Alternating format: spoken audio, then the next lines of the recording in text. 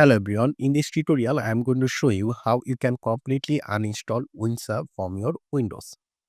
So for it, you need to go to your Windows search option, then you need to just search over here setting, and here you can see settings. Click on this, then go to the app section. Here you can see apps, then click on install apps. So here you need to find the Windsurf. Here you can see Windsurf. So we are going to click on this three dot, then click here uninstall. Click on uninstall again, then click here yes. So this will uninstall Windsurf from Windows.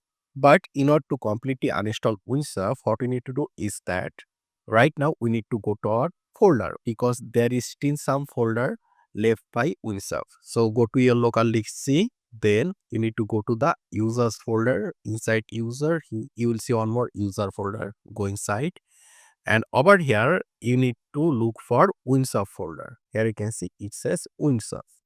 Just select this, right click here and click here delete. So this will delete Windsurf. After that, if you still have a folder called Codium, you also need to delete this folder as well. So once you delete those folder, it means Windsurf is completely removed from your system.